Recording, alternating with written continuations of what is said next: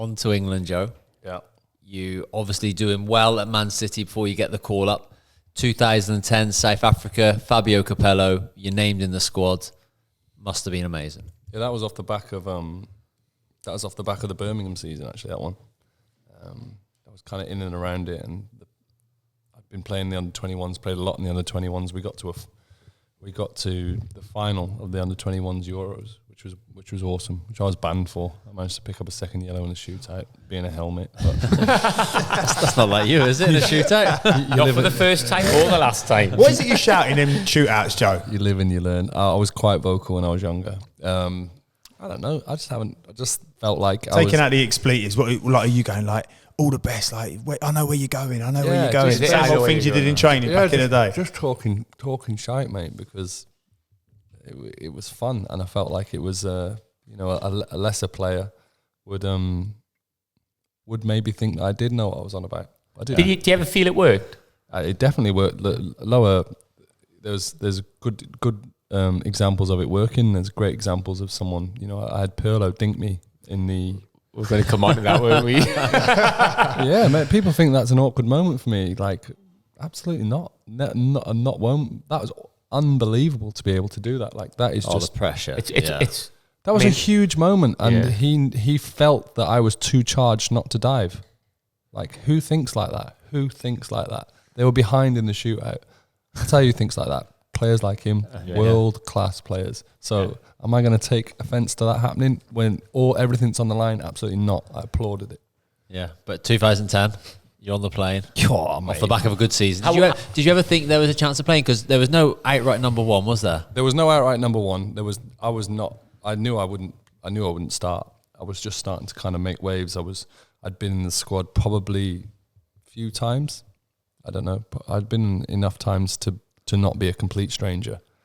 But there was a goalkeeper pool. There was I think Kirkland, Carson, Foster, who weren't involved, and it just kind of worked out that my rise in what I was doing at the time put me in that squad. But I'd only played one game. And the other goalkeepers in that squad were David James and Robert Green. Greeny was doing well at West Ham. Jamo was absolutely on fire at Portsmouth. Like, both at the kind of mid to back end of their careers, but they were in good spots. They were in good spots. They're not the kind of glamorized names of what people maybe would have wanted, but they fully deserved to be 1 and 2, however which way that was at the time, which no one knew. Fabio Capello was the same as Roberto in terms of he was turning a team sheet over an hour and a half before the game for England at a major tournament. And you would know it. That was when that is outrageous. That was when you knew who was playing, isn't it? That is outrageous. I'm a bit speechless. I don't. How did the lads find that, Joe?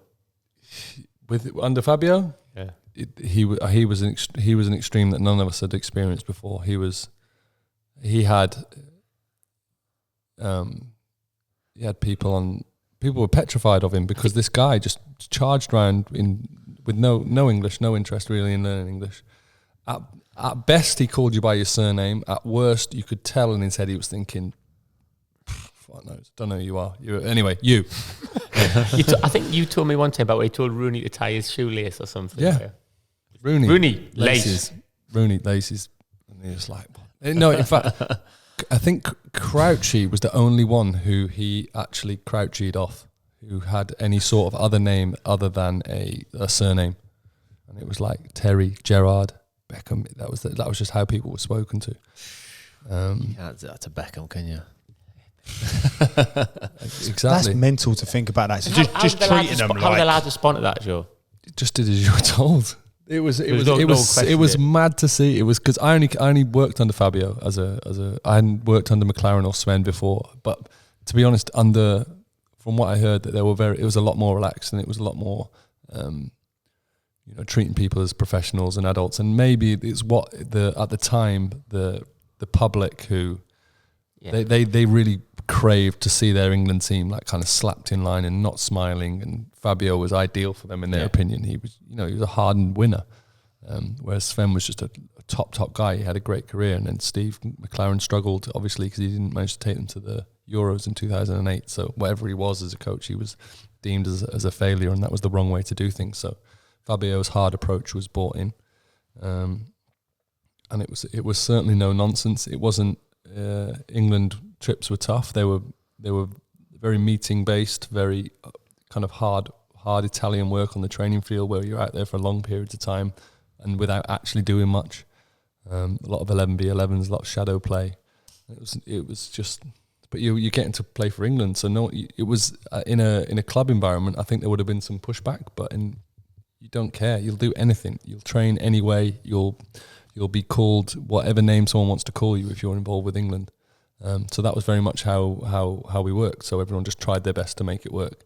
But for 1 or 2 weeks in the qualifying campaign, you can get your head around that. Right, I'm going away for England. I've got one game or 2 games. We're going to be away for 10 days. You can get your head around that. But going to South Africa, we went to 6 weeks. We went to Rustenburg, mate, which I don't even know. It's I know that it's close to Cape Town, but it's kind of in the middle of nowhere. It's one of these things when a World Cup springs up in a country and they just invent stadiums, they just invent training grounds that aren't necessarily like with football heritage or the areas rich on football. Like we were just plonked in the middle of nowhere in this kind of training facility. Pitches were walking distance. It was all based around being isolated and being able to work and focus on what we were doing. No way to get away from that at all. But it made no difference to me. I didn't see it as being a big problem. We were there to do business, and that's how he wanted us to do business. So that's how we do business. I don't know. That's how I've always seen things. And if we were there if someone put us completely in the mixer and we were able to socialise, then that was what we were to do because that's what he wanted us to do. So there's no wives, girlfriends, just the lads. Just the lads. Hotel, obviously. Hotel staff. Yeah, it was brand new. It was good. It was. Who's your roommate? There was no room. Single rooms. Single rooms. Is that tough when you're a young lad, like, because you'd only been, what would you been, 20? No, I was 23. 23, yeah. No, not tough. I don't know. It was we had a darts school. It was amazing for me because I'd kind of had opportunities to be away with groups, superstars, like big names in my opinion. They were still just kind of Premier League players to me. So I got to really know people. You get to really know people as people in them kind of trips, don't you, Dave? Like, were you ever sort of pinching yourself that you're a family? You're in this time here, and you've got the likes of Steven Gerrard and David Beckham and Wayne Rooney. Was that ever kind of like, wow? It was only 4 or 5 years ago I was playing for Shrewsbury. Yeah, but Shrewsbury was, like I've always said, like Shrewsbury was my pinnacle at the time. So.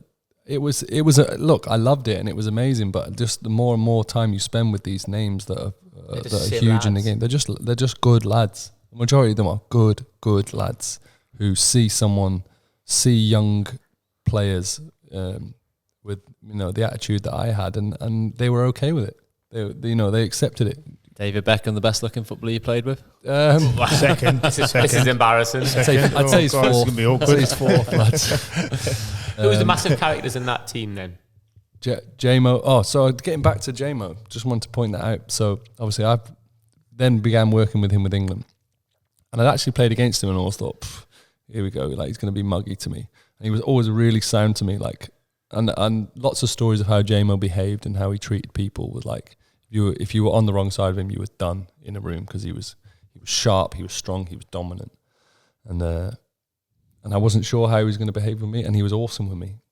He was absolutely unreal with me. And in that dressing room, there was some Jamie Carragher was in that dressing room, and he was strong as in, if you felt like he wasn't backing you, you could have a problem.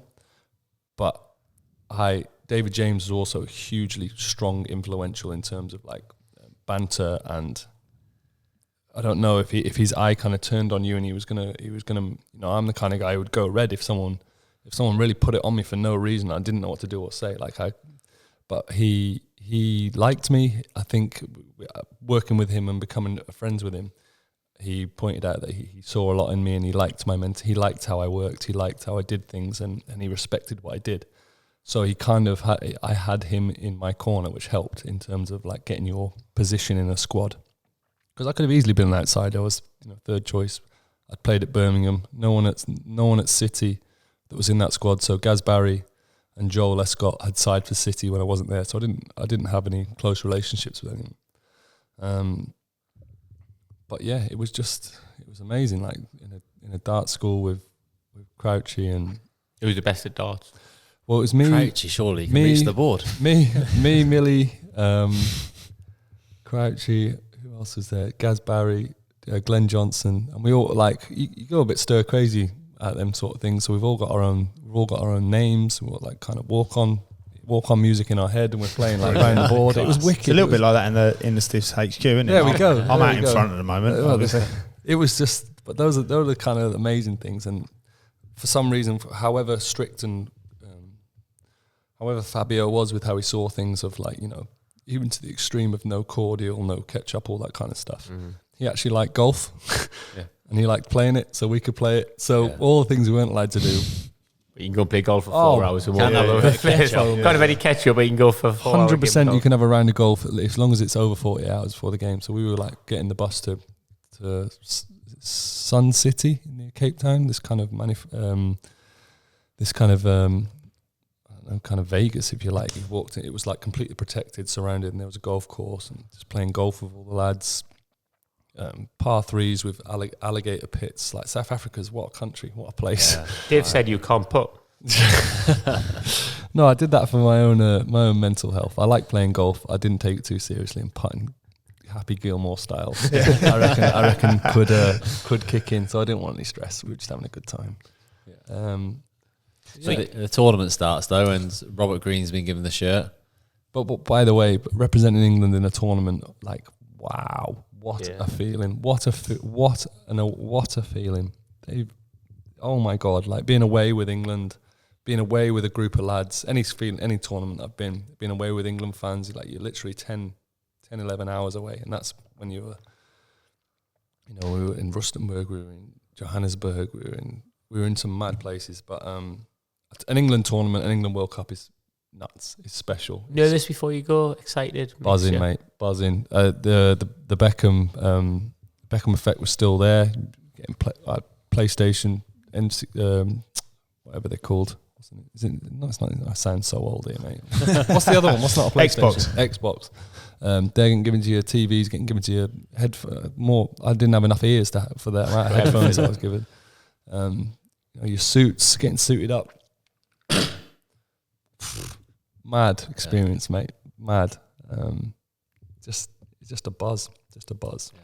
Did you ever think at any point in that tournament that you actually might play? Because obviously Robert Green made a bit of an error in the first game against USA, didn't he? He did. And then as a change of goalkeeper, were you ever in that conversation? Well, it's sod's law, isn't it? Like, so I remember that game, and I remember him having a poor moment, but he literally made one of the best saves I've ever seen to keep it at 1-1 and to cheers, Paul. 1-1 to keep it at 1-1 and to, you know, a draw was more important. It was very important in terms of not losing. But anyway, that's by the by. Outside pressure, Bosch. It was pretty obvious he was going to change his keeper after one game, which is tough. Yeah. Like it was massively harsh. Greeny's, you know, it's one of those you mess up for England. His whole family are getting it. People are outside his mum and dad's house. I'm trying to play golf, like support as well as thinking, shit, I might be playing or. So anyway, Fabio's. I think he got the opinion of 3 of his senior players as of to what was next. Jamo played in World Cups, played in big tournaments, fully ready. But I was this kind of new kid who'd showed, you know, a lot of. I definitely showed that I could handle it if that's what they decided to do. Did you feel you were valued by the senior players? I really did. Gerrard, Beckham, and everybody. More John Terry. He was the one. Terry was here. Stevie's a great guy, but he's very himself to himself. Like Frank the same, who I got to know a lot more obviously through my years, but and it was still that kind of the clicks that everyone kind of waffles on about was still kind of there. But JT was the biggest captain I'd say in terms of I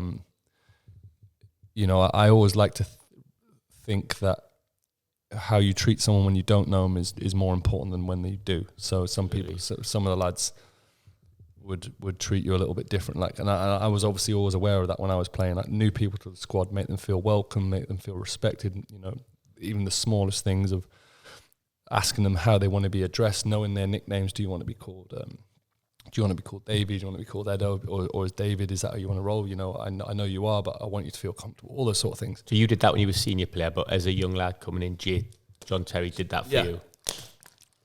Yeah, to the level it was then of just making you feel welcome, interested, positive about what you were doing.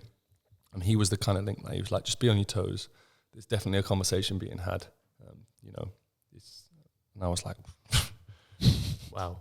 Oh, so you knew JT was kind of possibly pushing you as well? Yeah, he might have been pushing, but it just gave me the we didn't know if it was going to be a conversation or it was just nailed on that it was JMO, but the fact that it was a conversation, I was like, whoa, cool. All right, okay. You've obviously impressed then. Because I played 2 in the warm-up, they'd give me minutes, and I'd like to think I did well in the minutes. I hadn't conceded in however many games that I played.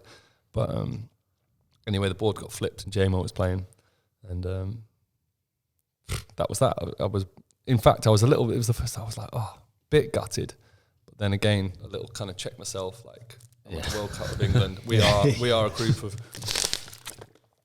group of 23 who genuinely believe that we are going to try and win the World Cup, and you can't win anything if you're individuals, and JMO fully deserved just as much as Greeny did, just as much as, maybe not, I didn't have the miles in the bank, but in terms of ability, I deserved to play. But JMO got the nod, and that was that. Let's get behind him and let's see where it takes us. And got through. I think we had a poor 0-0, and it was getting a bit toxic at home. We'd gone 1-1, 0-0. I think Wazza was on camera because the fans were booing. Right, I remember that. Booed by your own fans. Yeah, and it was all getting a bit intense, and Fabio was acting a bit differently to the point of like, I don't know, it was like, you know, it's football's like, it's crisis meetings, and we needed to beat someone in the last. Anyway, we ended up winning 1-0 and qualifying, going through the last 16, scraping through, and because of where we finished in the group, we were playing Germany in. Where were we playing Germany? It was somewhere at a ridiculous high altitude. Them Jubilani balls. Oh my God, the vuvuzelas are going off. Is that the 4-1? It was the Lampard, wasn't it? It was 4-1, mate, but it was 2-0. And then we were like, we're getting schooled. They were good. And then Matty Upson scored. And like honestly, there's no feeling like being in a tournament and being in a group of lads like nuts. The fans going mental. And then Lamp scored that goal, and we were on the pitch. It was so obvious it was a goal. It was so even obvious. From the sideline, you knew it was and over. It was changing, like it was gonna change. It was changing, and we were like, and it didn't get given, and everyone was really confused. And then before you could, you know, the Germans are just how they do things. You know, it wasn't a goal in there. If it's not robotic, goal. It's not a goal. We get on with it, and we go 3-1 up, and it was over. And we lived. It was some night. Yeah.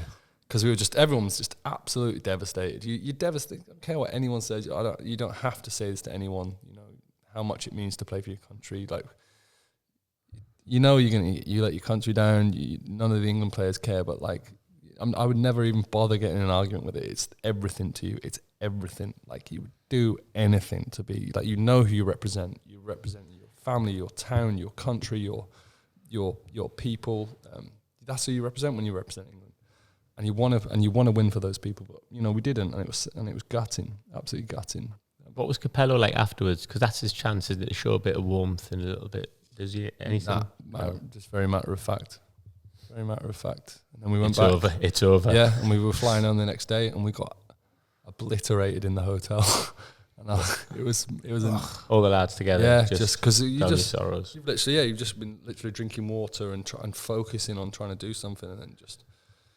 I don't know, living in a bubble, and then you go home, but then that was the time when it kind of, the next camp was my opportunity to take the number 1 slot. I'd gone back to City, started there, and then Fabio gave me the 1 spot, and that was me for the next couple of years. Did Fabio have a conversation with you about you being the number 1? Flip chart over. 1 Hart. Off you go, pal. John Hart. John Hart. John Hart, number 1. John Hart. Thanks, Gaffer. Call me Terry if you want, pal, as long as I'm playing, not asked.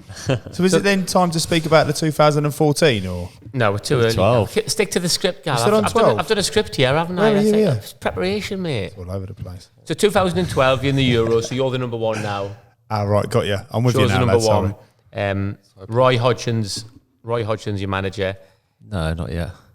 It wasn't 2012, wasn't it? In the No, he came in. Fabio literally had a fallout over JT's captaincy. Yeah. And we'd qualified for the Euros. And thinking about March, he just went, "Nah, that's me. See you, pals." Just said, "I can't deal with this anymore," and walked. So then Hodgson. So was a few months Hodgson later earlier? had that. Okay. I've done my research, lad. Just trust me. Just About time, isn't it? Roy got Thomas Sorensen still fuming. And then you lost them on penalties in the quarter-final. And I looked this up on Wikipedia.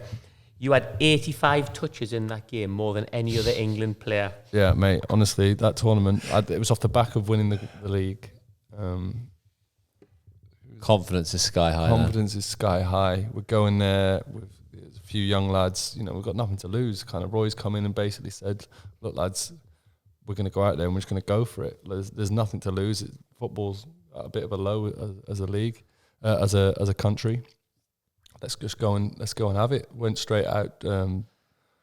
So it's my first tournament playing. You had a really good tournament because, again, not to my research, 22 saves you made at Euro. Yeah, we played France. You know, a good French team. Drew 1-1 with them. But I think Joel scored. Then we went and played Sweden 1-3-2.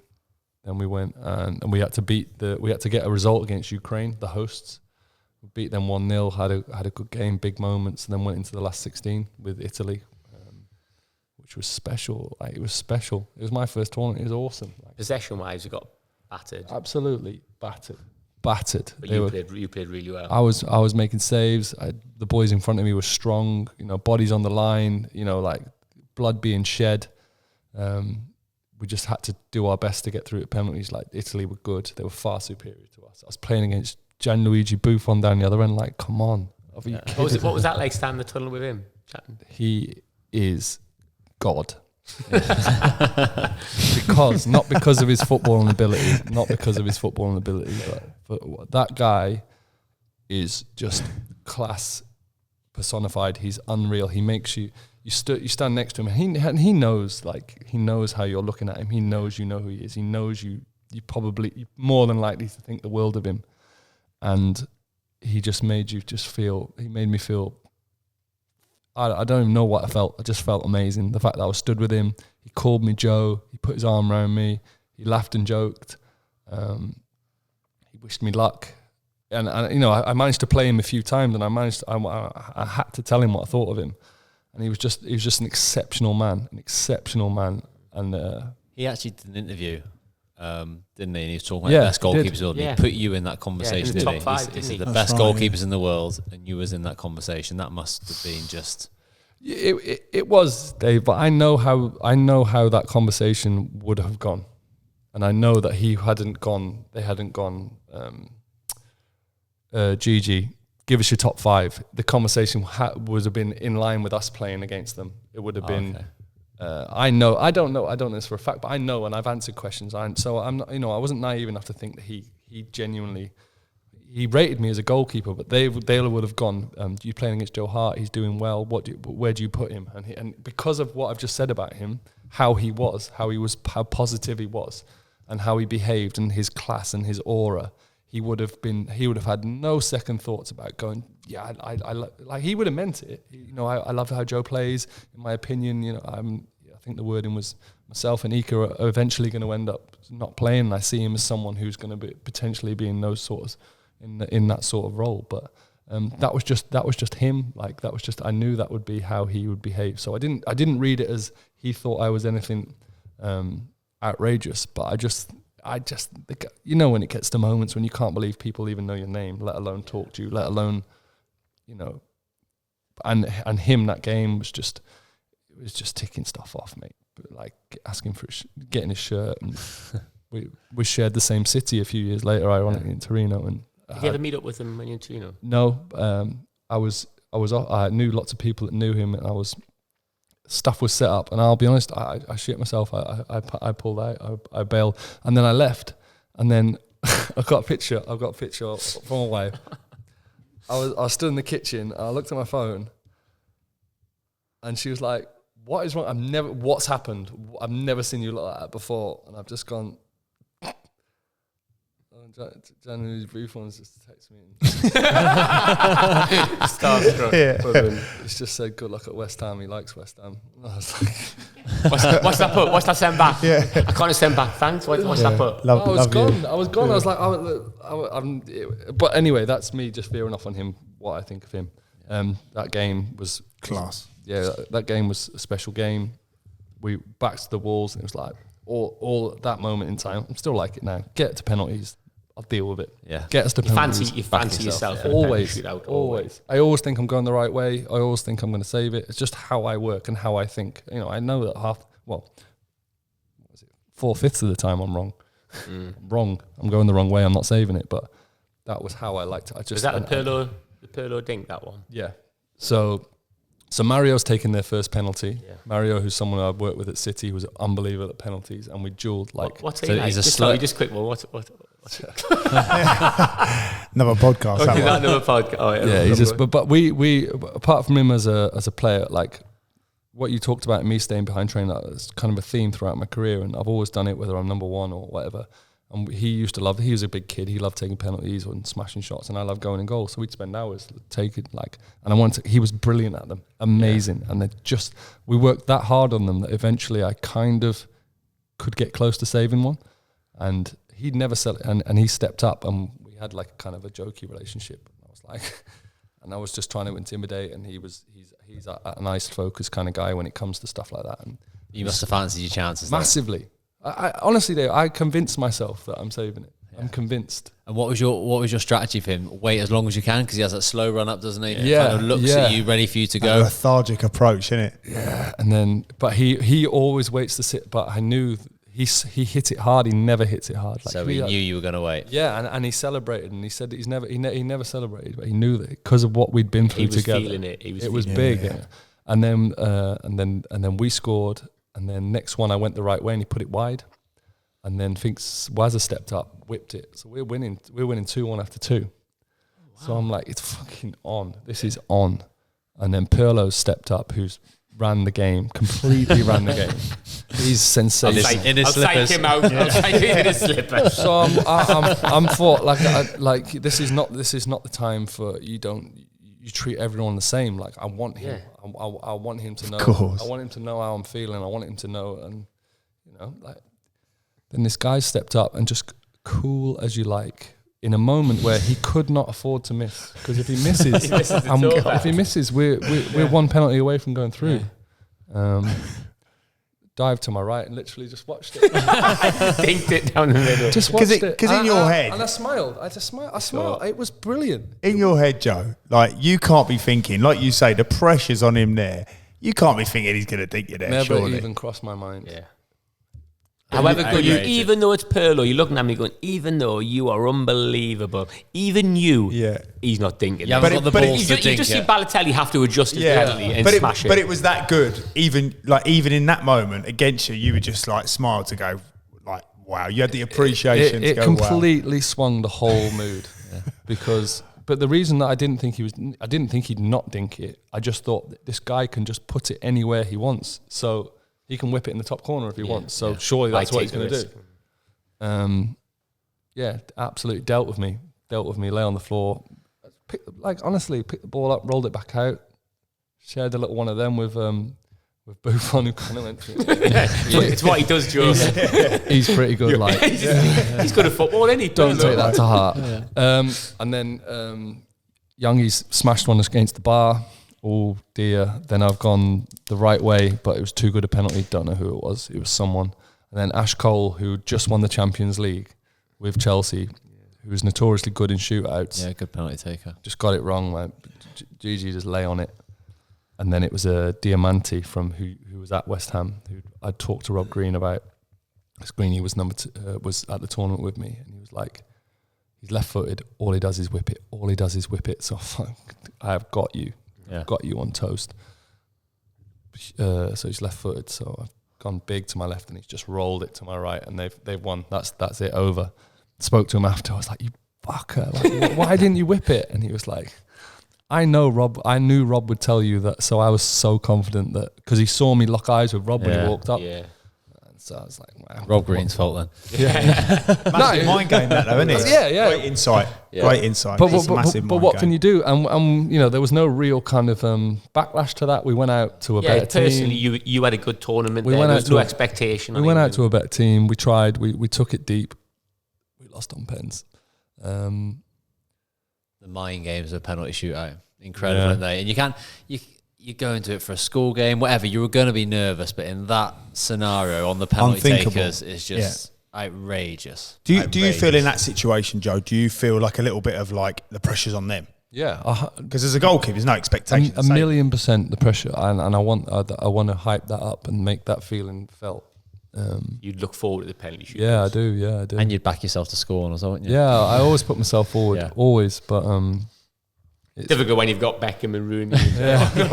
Step aside, Beck. Step aside. But we all know that in that moment you need people that are genuinely in when they say, because like, you know, it's not for everyone. That moment's not, no matter how good you are, some people it's just not for them. Have you seen top players crumble or struggle? No, because I've not been in enough high-end penalty shootouts, so I've only really been involved in probably maybe only that one, if I really think about it, high-end penalty shootouts that I've been a part of. Right. And everyone was... Sheffield United League Cup. That was high-end, Davey. I took you had a deadline to get to liquid, didn't you? No, Diva Tuesday night. So just hit the angle. As long as Gary, I'm wrapping this up. I need to get out. Hit the angle. As long as it doesn't go to sudden death, I don't really mind which way this. A few bicep curls, and there we were.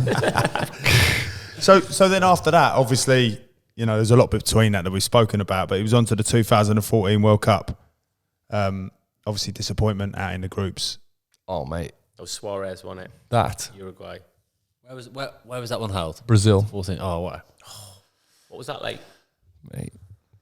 Who was the manager there? Roy was the manager. Roy was the manager. Roy the boy. Good man. Very good man. Like Roy a lot. Oh, you still had all the stars, still had Gerrard and all them. Were they getting a bit older then? Stevie was captain. No. 2014, no. So we just won the league. Like, we just won the league again. Just took it off Liverpool on the last day. When Stevie slipped, and there was that kind of build up. Do you have any banter about that, like when you're in England? Not really. Is it a bit too close no, to the phone? Yeah, look. Imagine Stevie not taking that well. Read the room. Stevie. But what a top guy. What, like, someone who the relationship grew, and, you know, you've heard people talk about him and stuff like that, but he was very, very guarded in giving his personality away, because he had to be. You know, he was Liverpool. He was everything about him was just stardom. He was just a star, but he was actually a lovely guy, top captain as well, and as a player on the training pitch. Oh, mate, unbelievable. Everybody, Conor Cody said that last week. He just went. He really made me feel like. He really made me feel like there was levels to football, in terms of you couldn't play with Stevie if you weren't good at football, because of the way he hit the ball at you, because of the way he behaved, and the way he expected foot to be. If you couldn't control a ball under high pressure at high speed, you couldn't play with him. It'd be horrendous. He'd wrap it in. Yeah, he'd wrap it in, not through any other reason other than that was what he could do and what he felt you needed to do to penetrate. You're going to play with me. They were the levels. They were the levels. Oh, fuck me. Some of the trainings with England, I remember early doors thinking, you know, I was at Man City when I first went there, and we were, you know, mid to low end Premiership team, and it was my first experience of real world class stars, and I was like, this is absolutely balmy. This is balmy how good these guys are, and how consistent they are. Who was standouts, Joe? Obviously, Gerrard always gets a mention. Rooney, Gerrard, Lampard, Terry, Ferdinand, Joe Cole, genius. Even my early squads, Beckham whipping free kicks in, whipping everything. Did you used to have to go and goal for him when he's practicing? Did I have to, Dave? Did I have to? Thanks. Are you kidding me? Do you need a keeper? Because I am down if you do. Because unbelievable technique, and it was just the intensity of everything. Everything was just done at a high octane level. It was it was sharp, mate. So we spoke to Conor Cody about this, and we spoke like that. He was saying when he was at Liverpool as a young lad, he's like Steven Gerrard would be like, whether you were experienced, whether you were a young lad, he would fire into you in terms of tackles, like you say, wrap them passes in. He would have that expectation of you. And Conor was saying it was a little bit, it's quite daunting, isn't it, in them moments. And again, when he went with England, his reaction, and I'm just trying to get a bit of a pattern here, his reaction was to be like, because it's a crossroad, isn't it? You either go, I'm a bit out of my depth here, or you're like, right, I need to step up. Yeah. And it's different. And he says different to club level as well, doesn't he? People like Joe, the other one, you step up, don't you? Other people who we don't know about, who haven't got 75 caps. So we're just trying to get that theme. Oh, 5 guys arrived, everyone. Food's here. Pause. Brilliant, lads. Enjoy your 5 guys. Nice that was. All good. Who paid for that? Was that you, Gav, on the? No, we tried, but Joe wouldn't have it. Thank you, Joe. Thanks, Joe. Too good to us, that mate. That makes up for when you broke me gate. I think you sold me 50 quid for that. And my CDs. At my wall. That's the only reason we come here today. That's covered it, lads. We're all square. Happy day, we can go now. So just continuing on then, Joe, obviously 2014, you were just touching there on what an amazing experience it was in Brazil. No, we were going there like every tournament. We fully convinced that we were going to do something. We were going to do something special for the country. We believed in our squad, believed in what we were doing, believed in our ability. And it was Brazil. Like, Jesus, what an amazing opportunity to go to Brazil. Just nuts. Football's nuts. I found it crazy. Some of the places that I've been playing football in, kind of China and Australia and all these mad, countries that I probably wouldn't have visited if I didn't have that opportunity. You've gone to Brazil as the undisputed number one. Yeah, number one. Good, strong squad there. She's still got lads at a good age. Yeah, and new ones coming through, like young talent. Do you remember who your backup goalies were then? Ben Foster, and who came with me? Was it Heats or was it? No, it wasn't Heats. It was. I feel awful. Obviously, made a big impression. Whoever. No, because there was. So at that time, I worked a lot. I always worked with Ben Foster, Jack Butland. There was Tom Heaton, and another. And then loads of other lads would pop in and out through injuries and stuff like that. But you knew you were going in as number one. I'd played every qualifier, played every game, played everything, and we just won the league. So I'd come off the back of a decent season. You felt good going to that tournament. Got a great felt chance. Great. Felt great. Felt ready. Felt really ready. What did we do before it? Did we play a couple of games before it? Can't remember. Jeez, Fozzie would tell me. First game, did you lose to France? No. We played Italy. So Italy, we're playing Italy in the first game. We are playing in the jungle. We were literally playing in Manaus. We were in Manaus. Humidity, next level of humidity, altitude. Literally in the Amazon. It was just crazy. Did your preparation reflect that then, or? Yeah, as much as we could. But what can you do? We were in Rio. We stayed in Rio. We were based in Rio. It was it was nuts. Like huge armed convoys taking us to and from training, almost a warship protecting us because we trained next to the sea. It's mad because at that time it is what it is. They're the people that are looking after you. Armed people everywhere, and that was how it was. Brazil were protecting their tournament by just being on the front foot. They didn't want anything to go wrong. And then we went into the Amazon rainforest to play Italy, who were brilliant. Who were, a hardened team, a very successful tournament team. A little bit of age in their team. Obviously, Pirlo was playing, again, top player, and we were adamant that he wasn't going to dictate the game. We were adamant, that if we could get a hold of him, we had a chance of really doing something. And I think they went 1-0 up, shot us. A corner routine, someone smashed one in the bottom corner, and then Studge scored for us. Daniel Sturridge, who was on fire, had an unbelievable tournament with Liverpool. Season with Liverpool that year. Him and Suarez were tearing to shreds. Studge was a top player. I was with him at City when I was young. And then it was just on a knife edge. It was two good teams cracking it out. and then there was a little bit of a slip, and then the ball got crossed in. Mario scored a good goal at the back post, and then we kept pushing. Buffon was injured. Sirigu played. He had a good game. Like I'd say on stats and stuff like that, we were strong, but Italy were just, once you were 2-1 down to Italy, or once they had a lead, they were hard to break down. Very, very hard. Very clever in tournaments. Don't know if you've seen, there's a moment at the end of the game where a free kick gets hit, and I'd had enough of the ball boy being away with the fairies, so I demanded the ball boy quite ferociously towards the end of the game. Yeah. Smashed down the barrier. Your fault. A little Brazilian lad. Yeah, but like it's everything. Everything's on the line. That was a 92nd minute, and the seats were miles away from the pitch. It was like kind of it wasn't a close, intimate ground. So once the ball was gone, it was gone. You needed the ball boy to be feeding, and he was kind of watching the ball. And I just had enough of it. And looking back, obviously, I went way too far. And luckily, that was before things went viral, but it somehow re-emerged.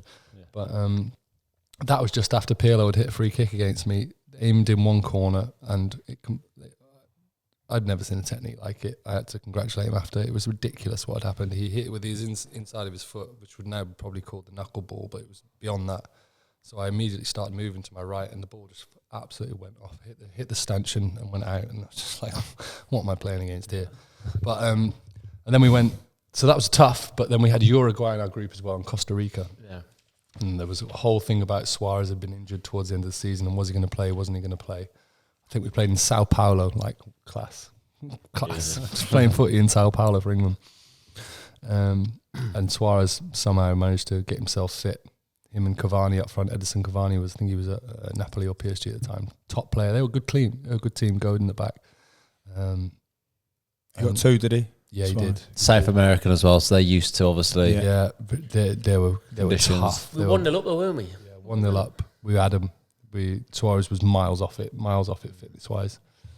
And then a little bit of intricate play between him and Cavani. He managed to score a good goal, and from then on it was a close game. It was just like the Italy game. That is the top. That is the top ends of it. It was a close game. And then I think Stevie misjudged a long kick from the goalkeeper. Not excuses, facts. The balls that you use in these tournaments are nuts. They were like Adidas, we were playing at altitude, so to judge a header to come and attack, he got it just slightly wrong and ended up, he flicked it on. He didn't mean, inadvertently flicked it on. Suarez peeled, he was miles offside, but because it was us and it was from a goal kick. So he's an opportunist, isn't he? Yeah. He just spun out, and I just asked him to beat me, and he just walloped it in past my left ear. I think it went in. Sharp finish, big celebration. Then they, again, very, very close to getting back in. Few things happened. Didn't out.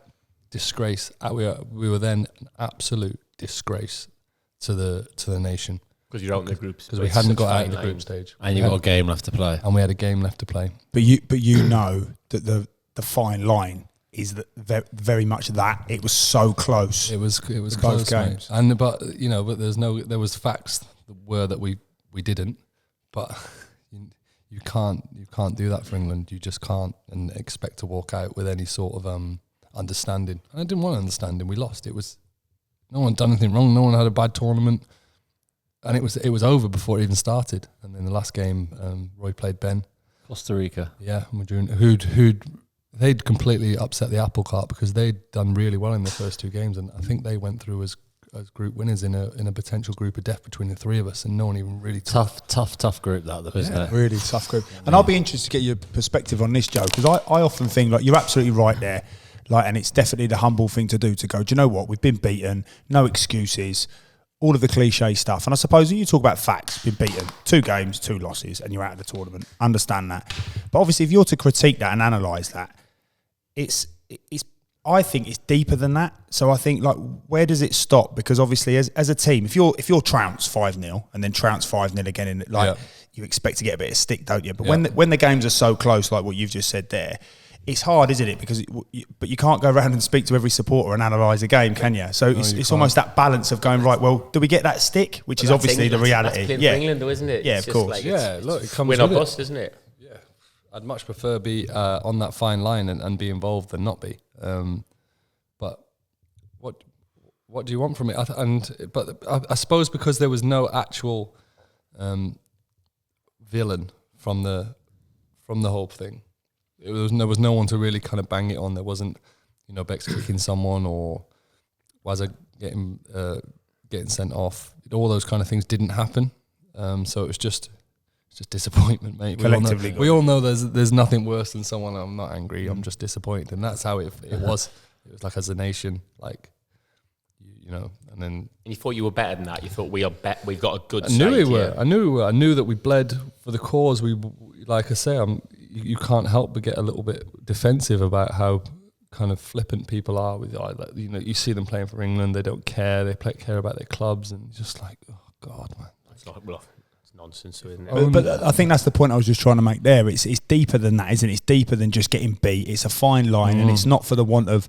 But like Sam says there a little bit, it's like when you play for England, that's what you expect. My question is like, should we expect that?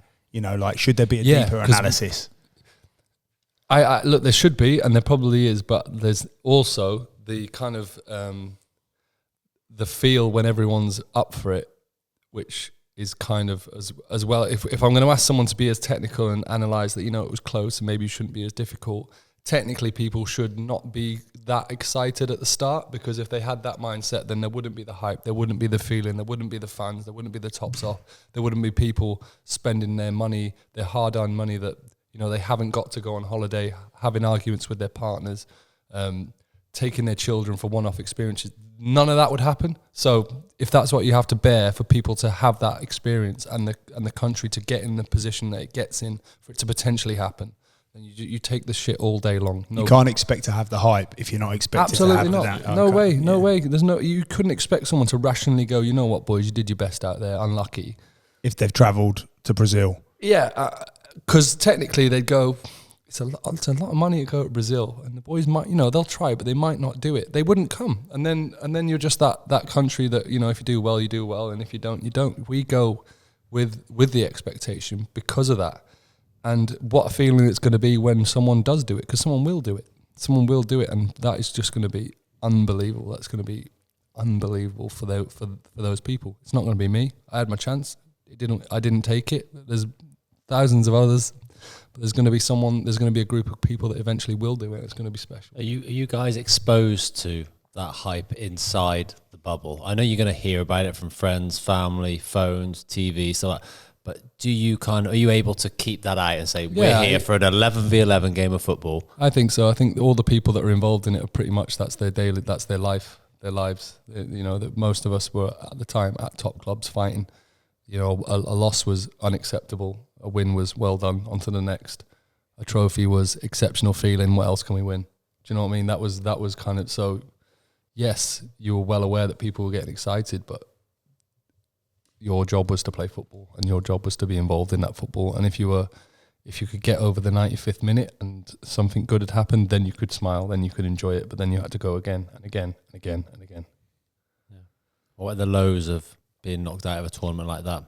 That initial 24 hours, 40 hours travelling back to England. That's an emptiness. That's just an emptiness. But can you rationalise it and say, life's all right, No, I think you rationalise that, like, I've given my all, put myself on the line in a big position that I wanted to go better and it didn't, but you can't afford to be a baby about it. Or life goes on. Yeah, life goes on. How do you get over stuff like that? Is it cut off from the outside world, get with your family, go on holiday, just kind of try and regenerate yourself for next season? Yeah, I think you've just got. I see the break in between seasons as, you're not getting away from anything. It's an opportunity to enjoy yourself. Like, you don't get much opportunity to be away, to go on holiday, to not think about, to not have something looming in the next 2 or 3 days. So I think you have to enjoy that. How can you not enjoy that if you've got great friends and a great family? How can you not enjoy that? You'd be selfish. You don't want to, and you'd be kind of living the lie, really. Because how can you claim to have something that you love being in away from football if you can't put the ball away in terms of your feelings and your emotion? So I don't know. I've always been quite good with that. Cool. Next one. Oof.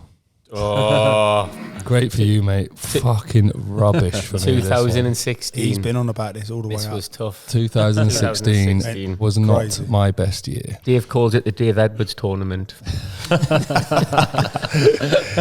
We laugh and joke, but he has said that a couple of times. To go on to the first Well, it game. certainly wasn't the Joe Hart tournament, let me tell you that. First game. Obviously, you've gone into that again massively confident. Now, Sam, thinking we're going we're into this confident. We're winning It's this. on, like Donkey Kong, like it's on. It's on. We've got a new wave of fresh talent. We've got us boys who've been there, done it. Great mix. Want it more than ever, and want to guide and want to help. We're out in Chantilly, beautiful setting. I don't know if it was just northwest south or an hour away from Paris. And the international teams aren't that good. Like, it's not like you can go into a Champions League or a Premier League where you're like, they're miles ahead. Like, I don't think the difference is that big on an international scale, unless teams just click and it happens. I mean, in terms of people aren't in them tournaments, you're not past the first round. No one's getting beat 3-4, 5-0. No one. There's games and it's on. So we're in it. Who do we play first? Russia. Again, you're number one, nailed on, absolute. Yeah, I think Butland had a surgence that year, and obviously people were starting to circle, knowing full well that Pep was coming in, and like I personally felt like I was playing well, but it didn't quite matter in terms of the noise. But Roy had you in 2012, 2014, and 2016 stuck by you. Yeah, and I'd qualified the team. So. I think I've close to 40 clean sheets in the amount of time that I played for England. Like, it was good numbers behind me, and I never missed anything. Never, and never would. Never missed nothing. Even so, I always put myself as strongly as I could in the best possible position. But Jack got injured, and it was me, Fraser, and Tom that one. And the feeling was right. It was really good. We obviously had the blockbuster against Wales, genuinely like exciting. Russia game, you won the first game, did you? It was draw. Mate, we were 1-0 up with That's right, you drew a couple of one. minutes to go, and they scored a crap goal. But it happens. We dominated and we played some lovely football. We played good football.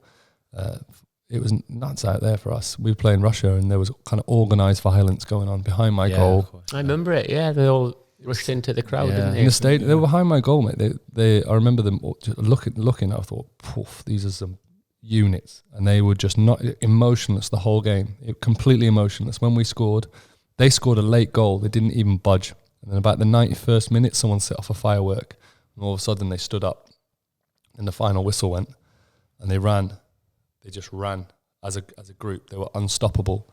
And they just took over the whole entire stadium, and I stayed on the pitch because friends and family were there, and I just said I was literally going to take them in the dressing room. I felt like that was the only safe place because it was just everyone was just getting battered. It was awful. People were getting battered before and after the game. Like the Russians, I don't know. English people are always up for a scrap at them kind of tournaments, and it was just getting really messy. It was getting really out of control. But luckily they got out and got safe and got away. And then we built into the Wales game. You boys won the first game, right? So that set up nicely, didn't it? Yeah. We'd won the first. We beat Slovakia 2-1. So obviously, and we knew all the pressure was on England after not winning your first game. It is Huge England pressure on England. anyway. England's It doesn't. Regardless of that, but that's just like intensified the rivalry. And it was, from our point of view, it wasn't at the best. It was a crap stadium, wasn't it? Where was it? Lons, was it? Yeah. Wasn't it? Pitch was crap. Pitch wasn't great at all. It was red hot as well. Yeah, it was dead roasting. Is that an early kickoff as well, wasn't it? It must have been like a 1-2 o'clock kickoff in the afternoon. Yeah, all the lads, all my pals had come over. Everyone was over. It was just a great day. When England Wales, what a great day. Myself, knowing you like I knew you, it was pretty special. I think we both appreciated that. It was special. But there was a job to be done. Absolute job to be done. I'd have done anything I needed to do to you, and vice versa for the result for our countries. We were representing our countries, for God's sake. Did you speak before the game? Yeah, the day before. Yeah, checked in. Wished luck, but it goes without saying what's happening the next day. Afterwards, couldn't wait to sit down with him. Win, lose or draw, I think we both felt the same. But Did we score? Bill scored No, free we kick, went 1-0 1-0 up. just before half time, didn't we? Gaz has scored this fucking 40 ridiculously long free kick, and how I've let it, absolute disgraceful from me personally. You know, it's just a goal I should never let in. So I'm just thinking, fucking hell! Of all the times, like I'm not that guy, and of all the times, I've got to save that. How do you feel when you made that mistake? Are you thinking no matter what I do from the rest of this game, I've made a mistake there? I think that's the difficulty with a goalkeeper. Nothing. I'm thinking I back my team. That Get your head back as in long the as game. as long as everything else is done properly, I still back us to win. And No alternative. You've just got to be bang on it and I again. still back me to do my job properly. And then It went 1-1, didn't it? Yeah, was it Vardy scored the equaliser? yeah, so Vards has come on, and that just Changed the game, didn't it? Sent- It wasn't a good game. It was a scrappy game, wasn't sent it? We the- didn't play well. You didn't play well for that first hour. it sent the fans mental when Vards come on. It was Yeah. like they were screaming for him to come on. He was that Colt kind of, and he's They just won the he's an Premier, electric they just won the player. Premier League. He's an electric player as it is, so he came on. We weren't particularly functioning well, but it was a hard, honest game, wasn't it, Dave? It was an honest game of two teams, just like with a lot on the line. And then Dave let Sturridge run off him. Well, you scored. Obviously, Vardy scored, and then it was all England. Though yeah, it was all England. and then Studge scored. What was it? 92nd? Was it in the 90s? Late, yeah, it was late. And honestly, like I'm not that guy to be emotional at having let a goal in that I shouldn't. It was just those tournaments, they do different things to you. Like I would, if we, anywhere else we'd have scored that late, it would have been, I'd have just been very happy. Like good. I ran the length. I never ran the length for the field. I think Gaz Neville blew a flipping hamstring. I know, yeah. And my pals and that were in the corner, and my family were in the corner of where everyone was celebrating. Obviously, contrasting emotions, but it was just unbelievable feeling. But then Gaz had a shot straight after, and I was blowing out my arse. And I vowed never to go up again. You're an athlete, but you're not a great runner. I vowed never to do it again because I was physically weak. So if it was on target, like an ant. yeah. And Gaz in that tournament, if he was shooting, you thought he could go in. He could win a game by himself. That tournament, he was just on fire. Peak of his powers there, though, was he? ridiculous. He was hitting Ridiculous. wobblers, mate. They were just unacceptable. But you're saying there, Joe, obviously it's the tournament feel. You've sort of not done as great for the goal as what you have expected, and then you've managed to get that 2-1. You know what's going to happen at home. You know all place of has gone mental. Yeah. Like as Wales does, England stops for the tournament, and it just felt pivot a game that just made us feel like it's on. This tournament's on for us. Yeah. And then who did we play? Play Slovakia after that. And it was just, What was nice from my memory though, so after the game, we talk about me and Joe sharing special moments on the pitch. I remember we kind of shook hands at the end and whatever. We've gone in and sort of Chris Conn was debriefing. And in Lons, you come out of the dressing rooms and there's steps down, isn't there, onto the pitch? Like, must be a flight of about 15 steps. And I'm just sat I've got my phone on me, I'm just sat on the steps. You just want to kind of get out of the moments. You come and sat down with me, didn't you? And we kind of chatted for about 5-10 minutes. And went through everything. I was obviously distraught. You're elated, but you're kind of consoling me a little bit. I remember you saying, "Mate, Russia, they're like we should have batted them. They're crap. Don't worry, mate. You'll batter Russia. You'll definitely get through." And that was another nice moment we probably shared from obviously Amazing moment again, isn't it? Like playing on Amazing pitches in class. Shrewsbury to then Absolutely a major tournament like that.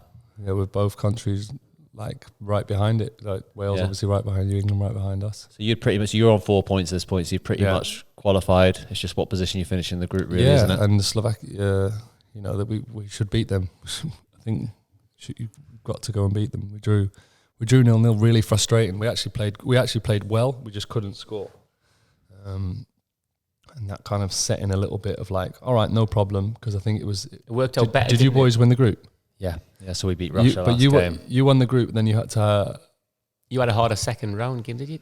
We had quite a. No, we were Northern Ireland. We were. It was a big bad move for us because it meant that we'd get Iceland in the next round, but then if we beat them, it was Belgium. It was France, then Belgium. That's it. Which is how we were looking. Like we had to look at it. We obviously had to respect Iceland, and we went into that defensive kind of low block that they played, and they were on one, weren't they? They were doing great things for what they were. And oh man, That must be internationally. Is that as bad as it ever got? Yeah, comfortably. Comfortably. Even as a fan watching that, I just remember like, it was horrible. I think Wazza scored straight away. And we were like, right, it's on. Then they scored like from a long throw or something crap. Then, I don't know, 15 minutes in, another pathetic goal that I never, ever, ever let in. I don't know. Just happened to be those moments where me being a human kicked in, and I was poor in those exact moments. And then I was just like helpless because we were just pummeling them. Couldn't score. Nothing was going right, was it? You got criticised, didn't because Harry Kane was taking corners. Really, and stuff, really bad stuff was happening. It was all it. starting to unravel. The corners were, even simple things like corners were shite, and big opportunities were coming and going. Did you find you guys at that point were getting desperate and just almost playing, not individually, but you were going away from what you had maybe prepared for? So you got big characters in there, the likes of Rooney and people. I think, I need to go and win this game by myself. People taking it by the scruff, and that's it's talked about a lot more now, and it's something that I've been a lot more aware of. How, especially when you are the better team, the dominant team, that you just got to stick to your process. You got to stick to your plan. You got to believe in something. Believe that will be the come good. And I think we played with emotion, and because when everyone goes on their own agenda, panic sets in, doesn't it? And everybody's chasing it. Whereas actually, like you say, if you just trust what you're doing, everybody just keep banging on that door. But their big personalities going, I'm going to win the game. I'm going to take control. It was not through. It was through. It was not through anything else other than desperation and veering away from a plan, but through trying to do the right thing. But we got it wrong. We got it wrong on the biggest scale, and it was. We deserved everything we got. I deserved everything I got. It was, and I made sure that I interviewed straight after. People like friends and family have always told me not to, but I've always been one to. I'm never ever going to hide away from anything because I'm not doing anything on purpose. I'm literally, I tried my best. I didn't save it, and it was horrendous. It was the kind of thing that under 14 goalkeeper would have probably saved. I would have saved when I was under 14, but it went in. So I'm not going to hide from that. I was a senior team. I wanted to protect the younger guys because there were some younger guys who had potential to kick on, and I felt like I personally was going to be with them when they kicked on. I felt strong enough and ready to go again. Just so happened to be my last tournament game and fronted it. It was really painful, but it was a loss, and it was football starts again really quick. And then I went back to City and got volleyed out of there. But although like at that moment, and you've had like even now, Joe, like you're extremely popular across the board over the course of your career, and obviously at Celtic now. But even moments like that, you might not be popular at that moment in time, but it's to be respected, isn't it? To be able to go, do you know what? I've made a mistake. I'm going to front it. I'm going to stand up in front of the cameras. I'm going to have my say. I think that's important, isn't it? Yeah, I think so. And it's something that I've continued to do. Obviously, I've had plenty of pats on the back, so why would I not be the guy who could stand there with and take some criticism, as long as it's fair? I'm not going to argue with you. Facts are facts, and they were. And I still obviously felt like I had more to give in the game, and it just turned out that was my last tournament. But I still played for England. I still qualified England, played all the qualifiers, building into the next one, and then it was just, I don't know, football was really starting to not happen for me. And I don't know if you want to go there. Did Gareth Southgate have a chat with you then? He left you out? Yeah. Go on. So Roy, that was hard. That was painful. I'm not going to lie. See, Roy, an incredible person. Someone that I'd worked closely with, and strong character. And then the next day, pulled us in and he told us, it was a really tough moment. It was just you didn't see him as the England manager. Then you saw him as a vulnerable, older guy, and he said that. Remember the press conference was horrible. Yeah, it was sad. And it was obviously, you can't help but get away from the fact that I was a part of him having to do what he did, to resign. It was sad moments, because you do become family-like when you're with people that long, and you do care for them personally. You do want them to do what you want, what's best for everyone, especially good people. Like Rose is a very, very good person. It was a moment. It was a bad probably a couple of weeks for him, but he's got over it. Everyone gets over it. Life goes on. So then Sam comes in, and obviously I had the chat that I had with him, and he only did one game, and for whatever reason he was out, and we were just complete shambles at that point. We were a shambles. We've gone out to the first groups, going out the group stages 14, going out to Iceland 16. Our manager's been sacked after one game. Gareth's the 21s manager. Can you just fill in for us? And he did a good job, and everyone's being linked with the England job, and Gareth's doing a solid job and leaning on us senior players, and we're doing our best to help him. And we're actually winning all our qualifiers, some tough games. I'm stepping up, captain the odd game, helping. Who was I playing for then? What was that? Torino. So managing to play for both, do a good job. Go into the second part of the campaign, qualify us when I'm at West Ham. Qualified. I played 9 of the 10 games. We qualified for the 10th, so they gave it to someone else. I think I had 7 clean sheets or whatever. Like I was doing well for England. I was holding it together. Felt good. I had obviously a bit of a tough period at West Ham. No conversation. I was back in for the March internationals, involved, but they were friendlies, and neither Jordan or Jack had much game time for the first team. So he said he wanted to give them a game each because you need people to have game time if it does come to it. Absolutely no problem. Support them. That's me. And I was also, and then obviously the season went on. I'm thinking, this hasn't gone well. I might not start the World Cup, but no matter what, my mentality is to be part of something I've been part of for a very long time, however many years. What was it 2010? So that's the 18. I've been in it 9 years. Played as one for 6 of them. Whatever happens. I will be there, and I will be fighting for everything. And then season finished. I didn't play the last 3 games, and then we were due to meet up. So I helped with the plans, with the organisation of what was going to go on, how we were going to do things. Had big input. There was like a senior group, and then so I made sure I shot away, got my holiday in, done. That was my England career. Bosh. It's such a sad way, isn't it, to kind of jump in after you've given so much, like. Yeah, I don't expect flowers and a send off when you leave someone's work, but I don't know what I expected. I don't know. 75 caps. Though. I don't expect anything anymore. Yeah, 75 caps. What was I then? 31. So I felt like the world was in front of me. I really did. I felt like it just made me think, this is a tough old game. This really is a tough old game. Did you think as well, Joe? You're 31. You're on for record-breaking caps. Did you ever have any thoughts about anything like that? I just remember not checking it and then thinking, gee, I remember getting 8 years. Getting handed a 50, and then I was like, geez, I've played 70 times, and there was a lot with a lot in front of me, but that was obviously down to me having to perform.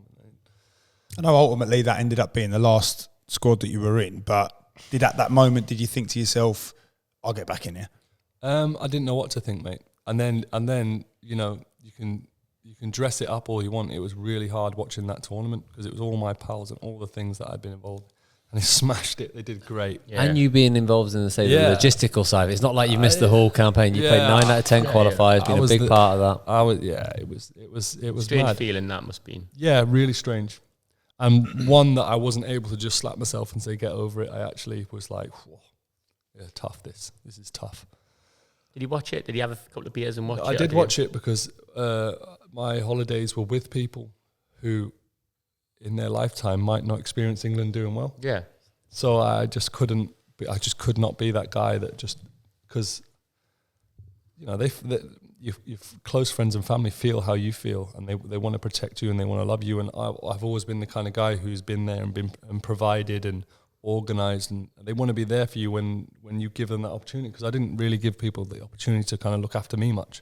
That was a moment where they needed to look after me, so kind of gather round and almost feel like they needed to not watch it and not support it. But it's like, are you crazy? Like England fever, like they could potentially win the World Cup. It's amazing. It's just a shame I'm not there. And but there were so many guys in that team that I loved, like boys that I'd trained with and played with and thought the world of and wanted the best for them. So it's just such a weird feeling, right? But looking back on it, Joe, 75 caps for England is just an unbelievable achievement, isn't it? And you've had some massive moments playing for England as well. It's something you should be so proud of. I know it ended not the way you wanted it to, but no. Does it ever end doing well in football? How often does it end well? Still, you're now playing for Glasgow Celtic, and I mean that introduction that we give you. I mean, we were talking it through on the way up here. That's ridiculous, isn't it? Yeah, That is mental, mate. what dreams are made of. No, And you'll go down as one of the Premier League greats. Do you know what I mean? All-time greats. I am proud of it, and it's nice now that I have my own younger generation that I'm trying to mould and give good ethics to, and put things in perspective. But you can't help. I just think it would be impossible for me to look at the England career and just be happy with 75, literally caps that I could put on my head when I knew there's things that we could have done. I don't regret it, but I certainly have to be honest with myself when I talk about it and look at the numbers. I'd have happily had one, and that show for like something to show for it. Yeah. But it's not. It doesn't keep me up at night at all, because, like I say, I gave everything at every moment. Turned up every single time I could, didn't miss a squad, didn't miss a training session, didn't miss a meeting, because I loved it, and I absolutely loved it and continue to love it. So it's certainly not regret, but it's just I couldn't honestly talk about playing 75 times and having nothing to show for it and say that I was I don't content. Know. Yeah, I wasn't content because I wanted to do something with it, because it just would have been awesome. I think that the character that you are, Joe, even if you'd have beat Peter Shilton, you probably wouldn't have been content. You'd have been like, well, I wanted more and I wanted more. I wanted a World Cup. Absolute, no doubt, mate, no doubt. And that's what I know all the boys feel, all the boys at that level feel. You need that. They're great. Yeah, you need Absolutely. it. You have to be hunting for it. If you're not hunting for it, what are you doing? You're hoping to get in the next one, hoping to get in the next one. You can't live like that, because then you're living in fear. You need to live thinking on that front foot, like this. I'm doing this for a reason. I'm getting after it because there's this tournament coming up, and then when this tournament comes up, I'm going to be a part of it, and I'm going to be the guy that helps win it. Like, you have to have that mentality, otherwise you've got no chance. What does the future hold for Joe Hart? Just playing footy, mate, for as long as I can here. Having a great time here, throwing everything I've got into it. You're just living for the moment. On and off the field, I'm living hard. I want to help. I want to help our podcast. I want to help the podcast. I want to be an honorary member of In the Stiffs. But in the meantime, cheers, lads. I just want to play football to the high at this level that I'm in here, and keep pushing, keep the desire, keep the excitement.